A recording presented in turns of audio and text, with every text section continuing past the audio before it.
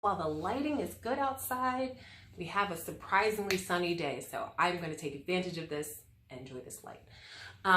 Hello there, my name is Em, and I would like to welcome you to this Nautical Twist episode. So I'm here with my tea, which means I'm ready to go.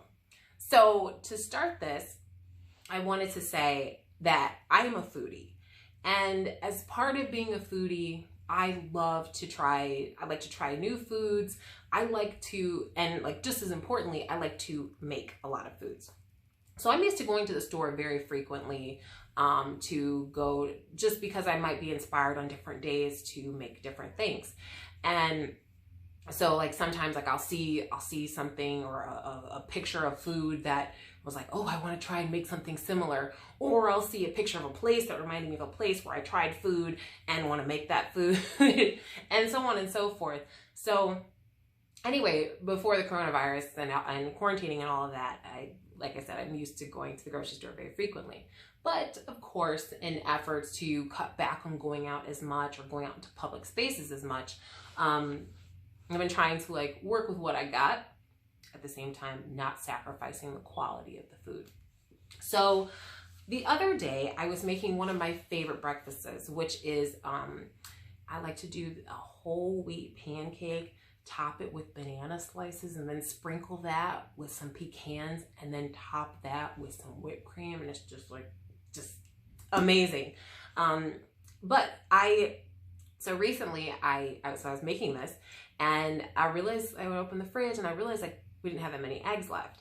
And so I was like, all right, then, because not making the pancakes was not an option, I'm like, okay, I'm just gonna work with 2 eggs. And so I went ahead and I made this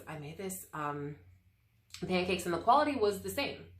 And it was the same as if I'd used 3. And for those of you who, you probably can relate if you cook, you know sometimes substitutions have to be made if you realize that you forgot to get that one ingredient that you went to the store for, but you're like, I'm just gonna go ahead and make this thing anyway. You probably can relate to this, but it made me think just on a bigger scale of how often we are like, hey, the recipe has told me this, or this is what I've been told how to execute or to get to outcome, say outcome C. This is how I get to outcome C.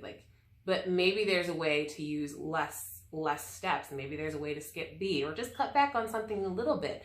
And I know just in general, it's nice to have to use less of your own resources to achieve the same outcome.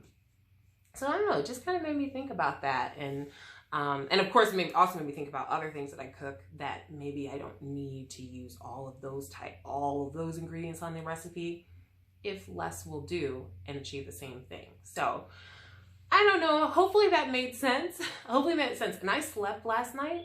I slept for over 6 hours. So there's no excuse for my brain to not be on point today. Although technically they say not sleeping affects you for long periods of time, but we're going to ignore that.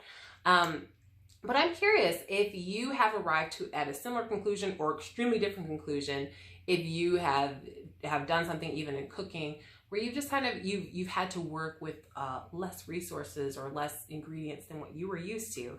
I'm just curious. I did try to bring that back to life in general, so it didn't have to relate to just those of us who cook. But I want to thank you so much for tuning in. I will be back tomorrow with another episode. So please stay safe and stay healthy in the meantime. And yeah, that's all for now. So yes, thank you for watching once again, and bye for now.